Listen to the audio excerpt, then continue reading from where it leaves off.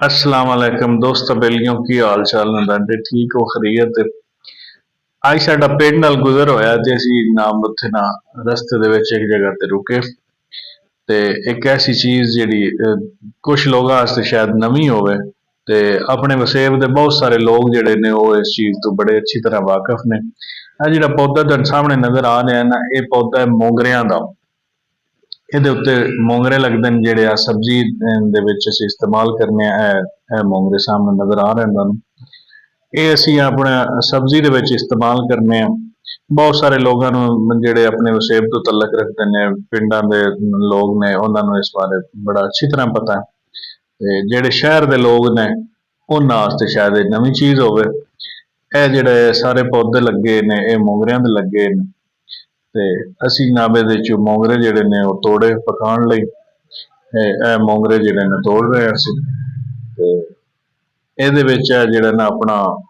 ਇਹਦੇ ਫੁੱਲਾਂ ਦੀ ਖੁਸ਼ਬੂ ਕੋਈ ਨਹੀਂ ਹੁੰਦੀ ਵੈਸੇ ਬੜੇ ਖੂਬਸੂਰਤ ਹੁੰਦੇ ਨੇ ਤੇ ਨਾਲ ਹੀ ਦੂਸਰੀ ਸਾਈਡ ਤੇ ਨਾ ਇਹ ਆਪਣਾ ਤੋਰੀ ਜਿਹੜੀ ਹੈ ਉਹ ਗਾਈ ਜਾ ਰਹੀ ਸੀ ਅਸੀਂ ਉਹ ਸਾਈਡ ਤੇ ਹੋਏ ਬਈ ਤੁਹਾਨੂੰ ਇਹ ਵੀ ਜ਼ਰਾ ਵਿਖਾ ਲਵੀਏ ਬਈ ਜਿਹੜਾ ਸਰਸੋਂ ਦਾ ਤੇਲ ਬਣਦਾ ਹੈ ਉਹ ਕਿਸ ਪ੍ਰੋਸੈਸ ਤੋਂ ਪਹਿਲੇ ਸ਼ੁਰੂ ਹੁੰਦਾ ਹੈ ਤੇ ਇਹ ਜਿਹੜੀ ਆਪਣਾ ਤੋਰੀ ਗਾਈ ਜਾ ਰਹੀ ਹੈ ਇਹ ਦੋਸਤ ਲੱਗੇ ਨੇ ਥ੍ਰੈਸ਼ਰ ਤੇ ਇਹ ਜਿਹੜਾ ਆਪਣਾ ਬੀਜ ਨਿਕਲ ਰਿਹਾ ਤੋਰੀ ਦਾ ਬੀਜ ਹੈ ਤੋਰੀ ਦਾ ਇਹਦੇ ਵਿੱਚੋਂ ਵੀ ਨਾ ਸਰਸੋਂ ਦਾ ਤੇਲ ਬਣਦਾ ਹੈ ਜਿਹੜਾ ਖਾਣੇ ਆਈ ਤੇ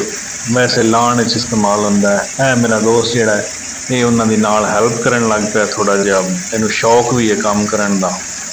ਤੇ ਇਹ ਨਾਲ ਉਹਨਾਂ ਨੇ ਥੋੜਾ ਜਿਹਾ ਹੈਲਪ ਕਰ ਰਿਹਾ ਵੀ ਚਲੋ ਨਾਲੇ ਵੱਲ ਆ ਜਾਏਗਾ ਇਹ ਜਨਾਬ ਹੈ ਲਾ ਰਹੇ ਨੇ ਦੱਥਾ ਆਪਣੀ ਜ਼ਬਾਨ ਵਿੱਚ ਇਹਨੂੰ ਦੱਥਾ ਸੱਦੀਦਾ ਉਸ ਬੰਦੇ ਹੋਰ ਥੋੜਾ ਜਿਹਾ ਸਟਿਆ ਆ ਉਹ ਵੀ ਥੱਕਿਆ ਪਿਆ ਪਰ ਉਨੀ ਦੇਰ ਨੂੰ ਇਹ ਸਰ ਕੇ ਬਸ ਮੇਰੇ ਤੇ ਇਹ ਦੋ ਜਨਾਬ ਮੈਨੂੰ ਜਿਵੇਂ ਜਿਵੇਂ ਉਹ ਨਾਵੜਾ ਭਰੀ ਜਾਂਦਾ ਚੁੱਕ ਉਹਨੂੰ ਬੋਰੀਏ 'ਚ ਪਾ ਦਿੰਦਾ ਨਾਲ ਇਹਨਾਂ ਬੋਰੀਆਂ ਭਰੀਆਂ ਹੋਈਆਂ ਨੇ ਅਸੀਂ ਇਹ ਮੰਜ਼ਰ ਜਿਹੜਾ ਸੋਚਿਆ ਬਈ ਤੁਹਾਡੇ ਨਾਲ ਥੋੜਾ ਸ਼ੇਅਰ ਕਰ ਲਈਏ